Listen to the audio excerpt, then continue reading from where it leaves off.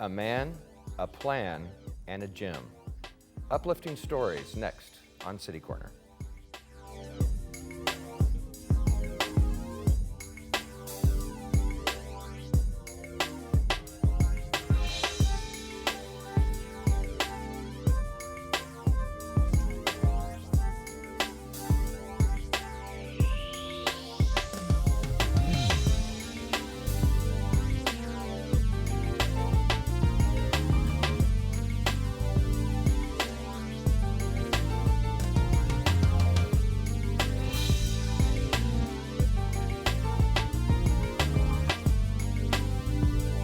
I'm Steve Potter, and welcome to City Corner.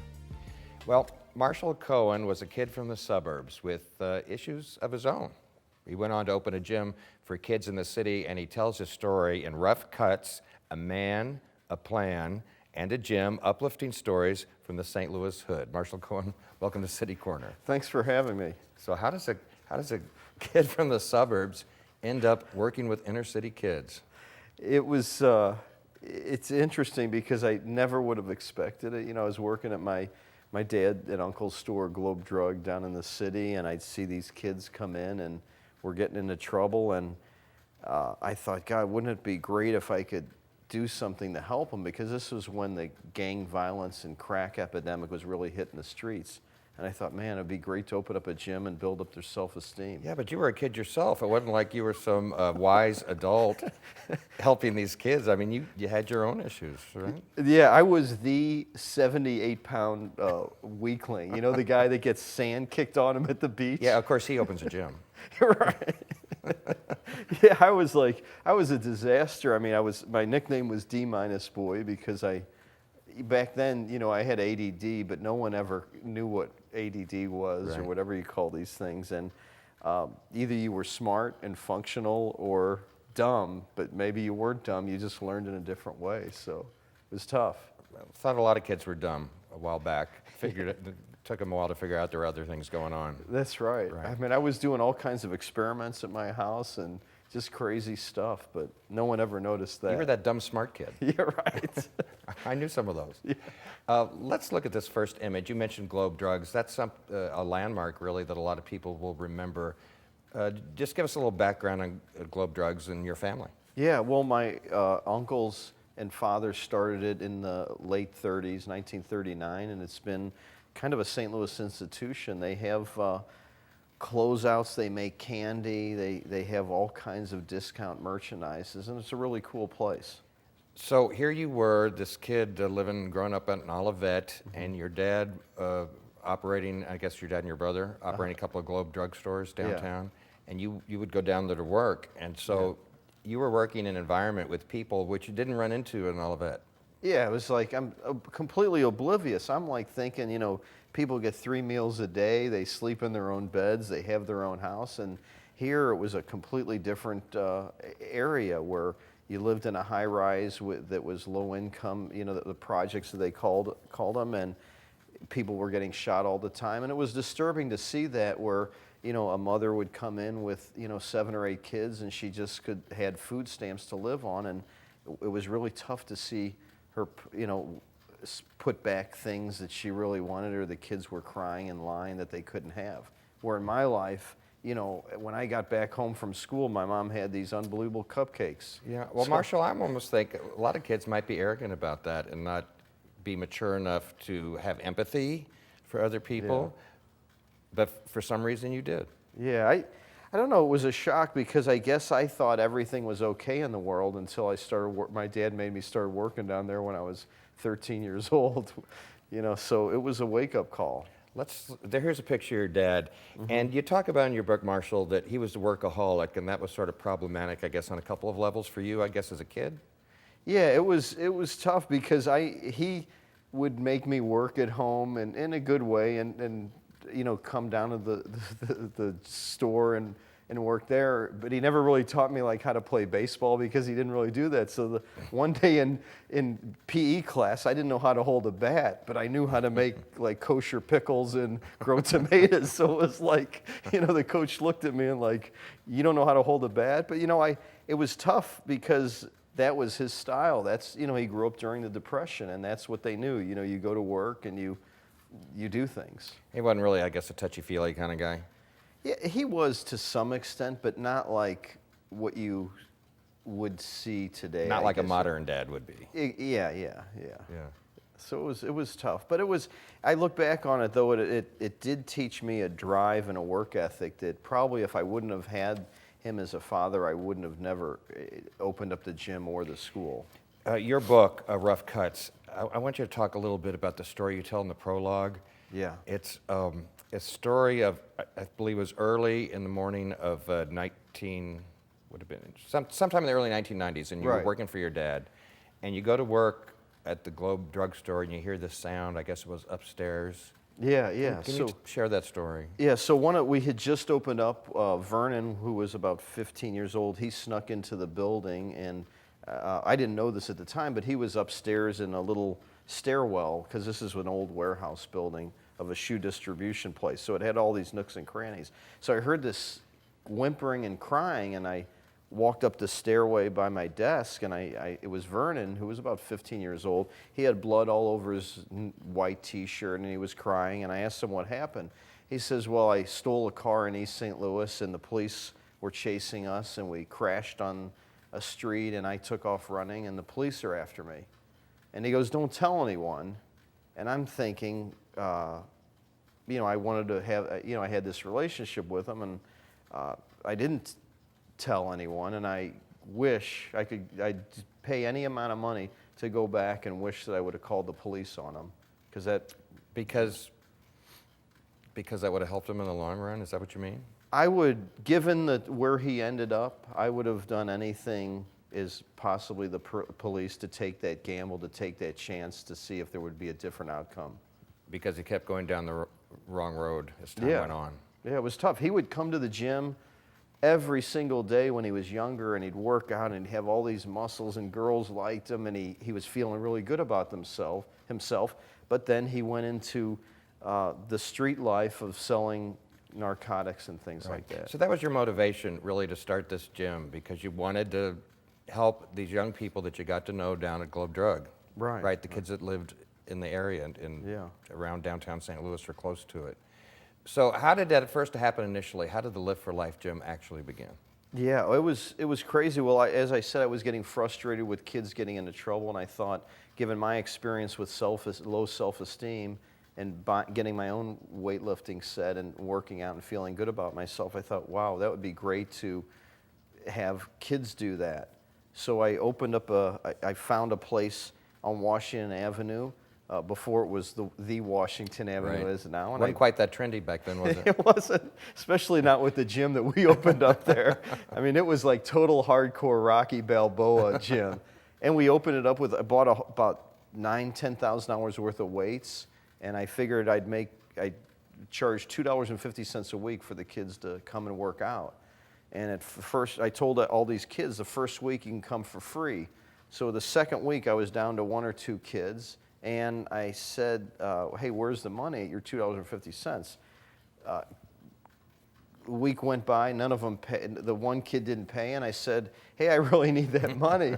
And he goes, well, my mama says I'm a good cleanup guy. Can I be your cleanup guy? And I'm looking around. I just spent $10,000 of my own money on weightlifting equipment and mirrors. And I mean, this place was, so it was nice to some respect. And here I got this kid who's just dying to work out. He's happy with where he's going in life, and that was actually Raymond, who is in the book. I think you got a picture. We have a him. picture of Raymond. Let's bring it up right now. And there's a whole story involving Twizzlers you should tell. You know the little candies? I guess they're usually red, aren't they? Twizzlers? Yeah. Those sticks, they're kind of chewy. We have a picture of Raymond. Tell me the Twizzler story. Yeah, well, there was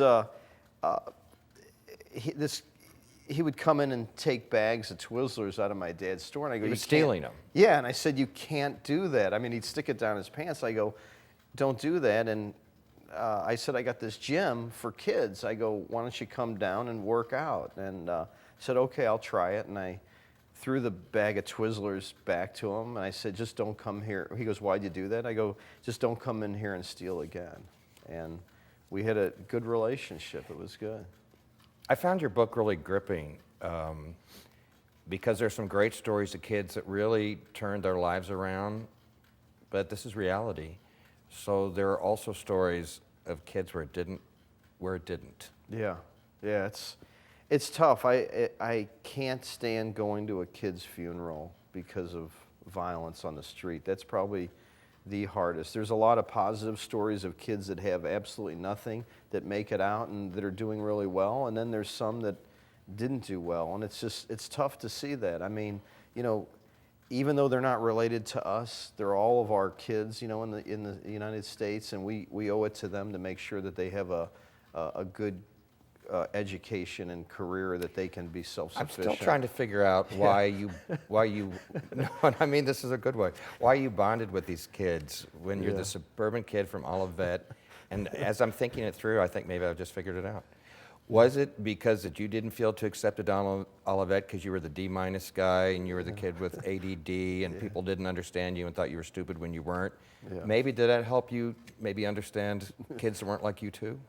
I think that's a great way to relate it, because I could connect to these kids too, that, you know, that they had challenges too. So And they I'm were sure being that stereotyped. You were being stereotyped for right. other reasons. Right.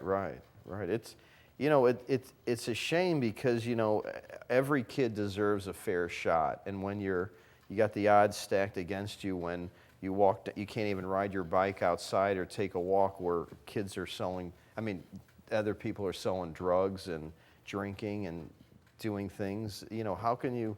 It's really hard to focus and be laser focused and make it out safely, and to adulthood. Right. Well, you know, I grew up in the suburbs too. I was having this discussion with somebody the other day, and I was saying I grew up in a pretty nice area, and even when I guess my friends and I had a lot of advantages, we still had plenty of opportunity to do the wrong thing.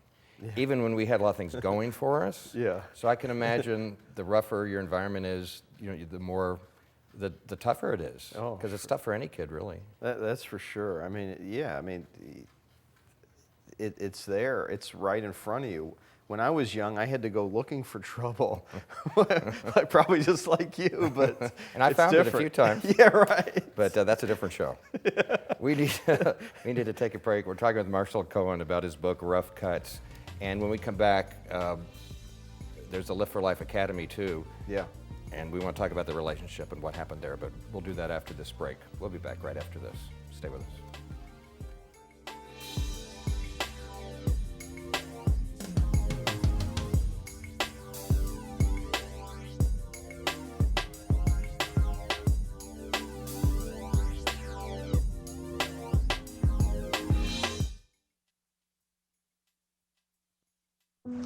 Hi, my name's CJ.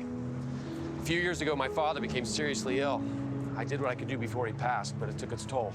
I lost my job, my house. I'm getting back on my feet, but I don't know when there'll be food on the table. How'd I do, CJ? We could be twins. Well, cousins, maybe. Play a role in ending hunger. Visit feedingamerica.org/hunger and find your local food bank. If you drive buzzed, it could cost you around $10,000. You'll face major legal fees, major fines, and steep insurance penalties. You could lose everything. Nothing kills a buzz like getting pulled over for buzz driving, because buzz driving is drunk driving.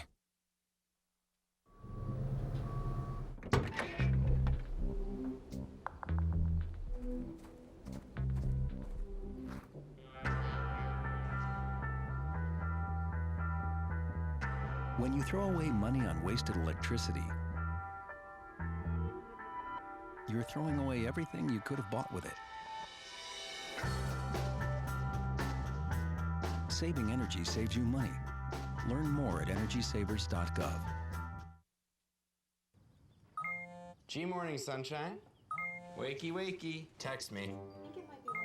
Are your parents home later? We can hang. LUV, love you. JK. Holla back. Holla back. Holla back. Are you with your friends? That's lame. We're in a huge fight right now. XO. What'd you dream about? Something I did? Are you on your way to the mall? I'm lonely. Nude pics. Send me some. Text me.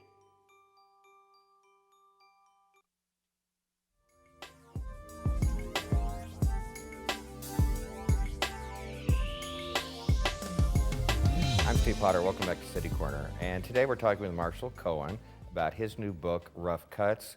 It tells the story of the beginnings of the Lift for Life gym. And Marshall, let's sort of be clear about something. After the Lift for Life gym came the Lift for Life Academy. They're not really affiliated anymore, so you can you kind of fill in the blanks there? Yeah. So we were taking kids all over with Live for Life Gym, we were taking kids all over the country. They were competing, winning medals, national titles and all that, but they were still struggling in school. And, we tried after school programs, all these things, and it didn't help. And then we found out that the Missouri legislature passed the charter bill, which allowed not-for-profits to open up a charter school. And we thought, oh my God, this is great. We can open up our own school. And no one told us how hard it was going to be. So within a 9-month period, we found Southeast Missouri State to sponsor us, and we wrote a charter, hired a principal, we got 60 students in, and that's how we started. Right. And now you're not really affiliated with the gym anymore, just the academy? Yeah. Well, I was the executive director of Lift for Life Gym for 25 years, and it was time to pass the baton on to someone else so I could focus at the academy, which is now we have grades 6 through 12 and about 580 students. And the academy is located in an old bank building down in Soulard somewhere. Yeah, we only select odd buildings. Maybe it's the price, who knows? Seems to be working for you. Right. Oh, tell me the story, and that you talk about this in your book. In the bank, there's something that was there. It was part of the bank, but it sort of fit your mission too. Something that was in the wall in the bank. Yeah, one of our board members, Jeff Bensky, he says that, hey, look at this sign, and it says, trust and safe deposits.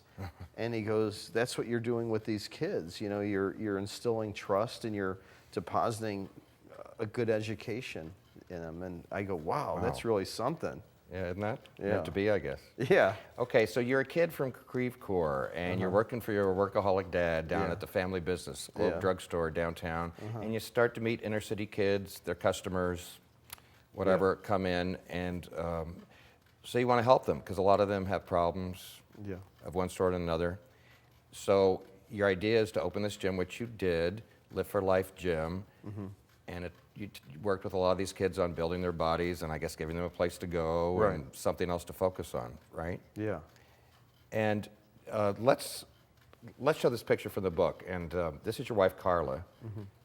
I think it's Carla Scissors Cohen. Yeah, you got it. You got it. And this is with a gentleman by the name of Willie Lewis, and he worked for you for a long time. There's an interesting story there. Yeah, the St. Louis Variety Club gave us a van, donated a van to us because I was driving the kids to and from the gym in my Camaro, which is a story in itself.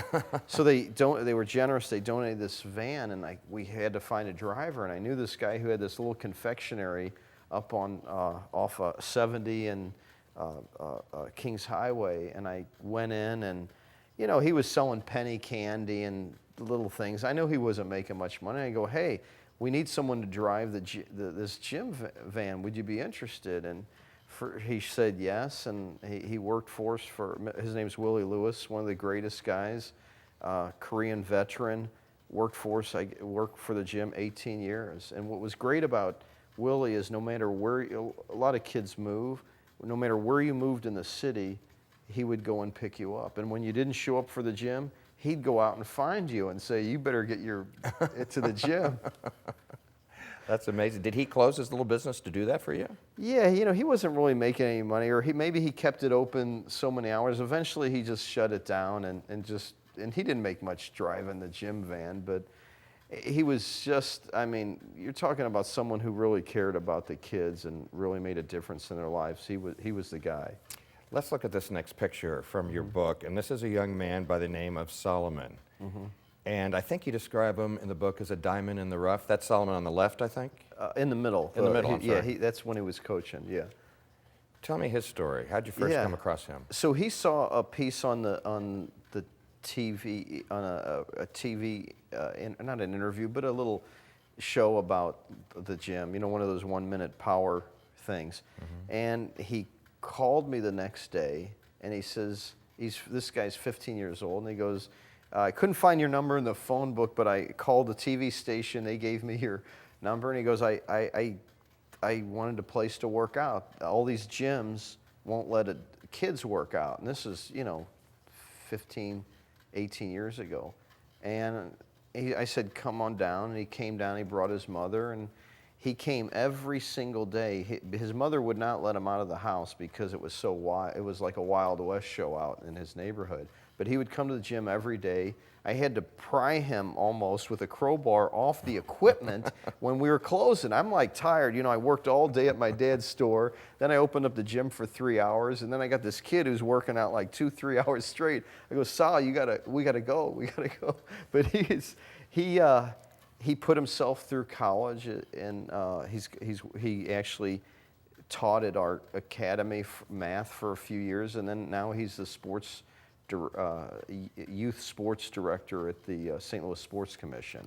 Wow, so that's one of the success stories. Yeah, he's just like, and he works out to this day, and I just remember we'd go to contests together, and he'd compete, and it really meant a lot to him. Marshall, I'm just guessing that you must hear this once in a while. I'm just curious how it makes you feel. Maybe a guy like him, I'm not putting words in his mouth, but some young kid who maybe was having problems when they were younger, and maybe going to the gym really made a difference. Maybe meeting old Mr. Lewis helped, and talking to you helped. So do you ever, here's what I'm getting at, do you ever run into an adult now that says, if it hadn't been for that gym back then, my life might not have been the same? And how does that make you feel? Yeah, you know, it makes you feel really good, but in the moment back, and years ago when these kids were 13, 14, 10 years old, you never think about, well, one of these days they're going to grow up and be adults. And it's really interesting now, they're in their 20s and 30s, and they come back and say, if it wasn't for you, I'd be dead in the street or something. One of our recent kids, who's actually in the book, Keith, he just graduated to be a St. Louis fireman, and which was, really touching. I mean, some of these just fantastic stories of how you have nothing and you make something of yourself. And you got some attention in a big way as time went on. And let's look at this. We have a picture of some of your kids, the Live for Life kids, with Marshall Falk. Yeah, great guy. I mean, here he is. He gets beat up all day on the football field, and then in the evening he'll come and spend his time visiting the kids at the gym. So yeah, he was a good guy, and helped us out quite a bit. And have you ever had criticisms for any reason? Yeah, when I first opened, you wouldn't believe the negative things that were said. Really? Yeah, just like one person said, well, and this was the first day I opened up, he says, after when you close in a month, let me know and I'll buy all the equipment. Or you're going to make all these kids strong so they could beat us up. I mean, just crazy things. But I was not going to take their negative. I was going to make that really fueled me to show you, this is going to be successful. Let's look at one more shot from your book, and this is a very famous general. Yeah. Who we'll all recognize. Yeah, Colin Powell. I mean, this was right after Desert Storm, and he's been down several times. Great guy.